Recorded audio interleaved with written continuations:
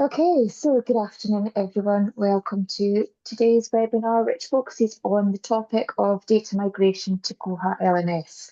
As I mentioned, my name's Fiona, and I'm just be introducing this webinar, and I'll be passing over to my data conversion colleagues in just a moment.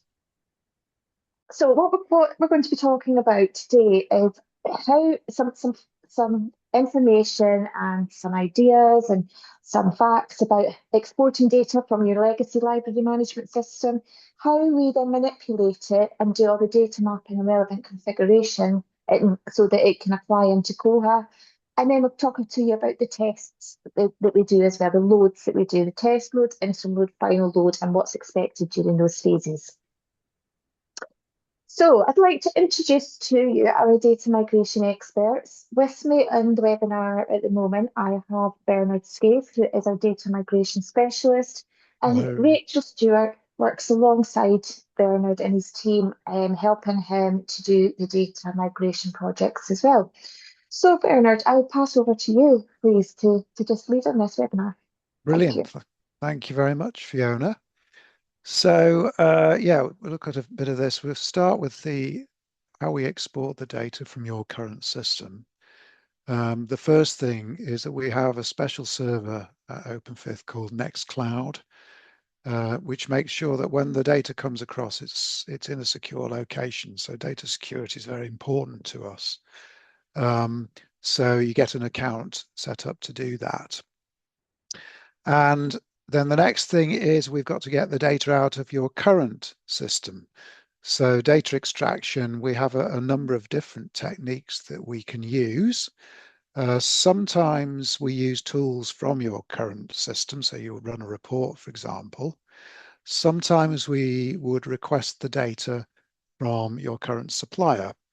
And what we do depends on the supplier, and we've dealt with many different suppliers before. There are always slightly different ways that things are done. It also depends on how technically confident you feel. So if you're not really a systems librarian specifically, or don't have a specific systems librarian, then we can help you, or it might be better in that case to use your supplier to do the export. But sometimes people are very confident with it and are happy to just export it themselves. So when the data has come out, we transfer it onto the Nextcloud server, and that means that we can then see it to start looking at it. So it's a good opportunity to think about whether any of your data needs tidying up. So for example, there's quite often you have people have a job that needs doing, some collection perhaps was deleted, but you were never able to delete it. We can do this for you during the migration, so you don't have to do it in your old system, because actually the migration period is an excellent time to do some sort of cleanup stuff that you normally wouldn't get around to. In terms of data formats, the bibliographic and item data normally comes in Mark Exchange format, but sometimes it can be in tab separated. The user and circulation data almost always comes in some sort of tab separated file. So those are the two formats we like working with. When you do your extraction, or when your supplier does it, it's a very good idea to take a note of exactly how you did it, because there are always two extractions during a project. There's one right at the beginning and there's one just before the end. And it's very important that you do the extraction in exactly the same way the second time as you did it the first time. So some systems, for example, will allow you to keep canned reports on your system. So you can just leave a canned report saying export from system, and then just click the button next time and it'll do exactly the same thing. Stage two, this is where we start analyzing your data. And this leads to what we call the data mapping workshop.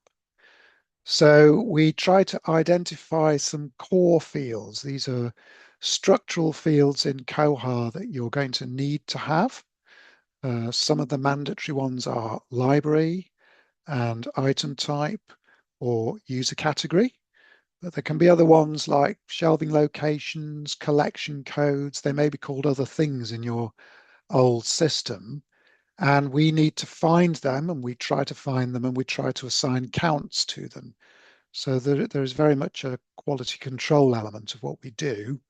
We want to make sure that the same number of counts of things that you supply us from your old system end up in one way or other accounted for and in Koha if that's where they're supposed to be. So those statistics, if you like, end up in a spreadsheet, which is the data mapping spreadsheet. And we hold a meeting with you called this data mapping workshop. And at that, we give you a little bit of information about how Koha works, showing you.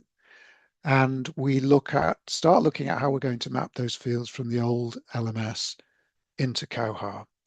And you've got various options here. You can sometimes decide you want to merge fields. So, merging two old collections into one. You can make some sort of rule that says we would like such and such to become an item type, looking at various different criteria. And you can also say we want certain ones to just not come across at all and just to be deleted. So we can flag them as deletes. So stage 3, this is quite an exciting stage because this is your first opportunity to see your data in Koha. So basically what we do is we write scripts, and those scripts convert the data into Koha format, if you like, and we load them into Koha, and then you have got your data in Koha ready for you to have your training with our Koha training specialists. Now, following the training, we ask you to start testing. So we want this to be done as thoroughly as possible. And we found that the best way to do this is to have a feedback tracking system so that every single test or thing that you've identified as potentially a problem or an issue gets logged, and we can see it all the way through from it being raised to resolved and closed, rather than emails flying everywhere, which can become a bit difficult. So we have the feedback spreadsheet, and we also have meetings with you as a part of that. So you'll do some feedback, we'll have a meeting, we'll go through the feedback, we'll discuss things, we'll come to a conclusion about what we might want to do, and then we'll do that for you. We do provide a testing sort of script for you. So we're advising you what exactly to test. It's very useful to have a list of those things so you can be methodical. I always advise people to get the old library system alongside Koha on your screen. Have a look at the record in your old system. Have a look at a record in Koha. Just sort of eyeball it and see what you can see, because that's a good way that things might pop out to you, that things are which might not be right or need testing. And that's when we make some fixes. So stage 4 is what we call the interim load. It's an optional thing. We don't always do it. So there's a real variety about the amount of feedback we get in different projects. So some projects we get loads and loads of feedback, sometimes not very much feedback at all. If we don't get very much feedback, we might take a decision together that we don't really need to have an interim load. But if things are a little bit more complex, we would. Now, the interim load is, you don't have to do another data extraction for that. We use the same data as the test load. But basically what it's doing is it's ensuring that all the fixes we've put on have worked. And there's then following that another round of testing and feedback where we can make sure that's all worked correctly. And then we get to the most exciting part, which of course is the final data load leading to go live. So this generally happens over a couple of days. You get your final extract, or your supplier gets your final extract and puts it onto Nextcloud. And at a certain point, we say that the old system gets frozen. That means no edits in that system will get put onto Koha. So you can still leave your old system running as read-only. You can have the catalog running so people can find books in the library during the migration. So it's not like the whole system has to go down, but no edits, no changes to records will come through. We run everything through the script, we load the data, and we hand it back over to you for some final testing. And at that point, a decision is made and we're ready to go live. At that stage, we move you onto our support system. Again, this is a sort of a methodical way of making sure we can collect all of the issues, but we will obviously during that first period be giving you a very sort of intense sort of support attention. So these are things where little things you might find that need fixing we'll be doing over the next couple of days after you go live. I wanted to just say something about data security because it is so important to us. OpenFifth is an ISO 27001 compliant company. That means we have to follow various rules. More about this is going to be discussed in a webinar that's upcoming on the 9th of June, 12:30, cybersecurity for your library systems. But in terms of how this relates to data, it means things like we would not put data on our laptops. You know, we can have sensitive data, we just wouldn't do it. We have protocols for moving data from one place to another, how long we can retain data in various places, etc., etc. All of which is to make sure we minimize any possibility of anything going wrong in that department. We also, as part of this, have our cleanup strategy, which is aiming to respect GDPR rules. And if your customer requirements are more stringent, then we will respect those. But generally, if possible, we like to keep the data from the legacy system for up to a year, because it does allow us to do fixes down the line if anything happened to get missed, and we can, you know, get that extra data in for you if that's needed.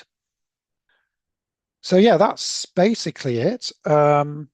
We've talked about migrating data across from an old LMS into Koha, but also we can do other data projects. So you might have other data lying about that never got onto a system at all. It might be in spreadsheets, it might be in another legacy system that you have in your library that wasn't part of the original conversion, or you might acquire a library of some sort from somewhere. So we do work on those projects as well. We're very happy to work on those projects. You may also have some ambitions to clean up your data. And again, we're very happy to help with that. Sometimes people are introducing authorities as part of their workflow, which they never used to have, and we can help you create those and get that running. So we do a variety of data projects that are different to just, you know, your normal migration. So should you have any questions about that, or in fact, any other questions about what I have said today, you can always contact us on those email addresses below. And back to you, Fiona. Thanks very much, Bernard. And I think that key point at the end there, if you're an existing OpenFifth customer, the data side of things doesn't just stop, does it? We've come across quite a lot of projects where I'm speaking to some of my customers and they go, oh, is there any way we can import this data into Koha? So yeah, it's really good to know that exists as well. So if you are an existing OpenFifth customer and you have any kind of fancy data project that you would like to explore, then do let your account manager know and we'll talk it through with Bernard and Rachel and see if it's possible to achieve. So just before we go to Q&A, just to mention to you, again, if you're one of our OpenFifth customers, you should hopefully have received some communication about KohaCon. But KohaCon is taking place in Germany this year in October. And there will be a few of the OpenFifth staff attending as well, so we'd love to see you there. If you are interested in attending, then please note that OpenFifth are offering for the first time this year bursaries. We're offering 3 bursaries of £500 to assist with your attendance there. Please note, however, that we are approaching the deadline for applications is at 12:30 by the end of this week. The other thing to note as well is that the schedule has already been set, so that there is no space for any presentations. So if that's what's putting you off, then don't let that stop you, because you won't be expected to do anything. So do let us know if you're interested in doing that. And just finally, a note about our next webinars that we have coming up. We've got 2 a month. So we've got the second one in May taking place next Thursday, the 21st of May, Unlock Your Library with Open Source Systems. Then we've got the cybersecurity webinar that Bernard already mentioned. And then the second one is in June, is a little bit different. That's where Helen's going to be taking you through some alternative products that we support that are specifically designed to help with archive solutions. So do join for any of those. You can register for them on our events page for more information. And we do have a YouTube channel as well. If you haven't already subscribed, then please do, and you can stay up to date with all our videos and hints and tips. So thank you. Thank you, Bernard, for your time this afternoon as well. I'm going to stop this recording, and then we'll see if there's any Q&As. Thank you.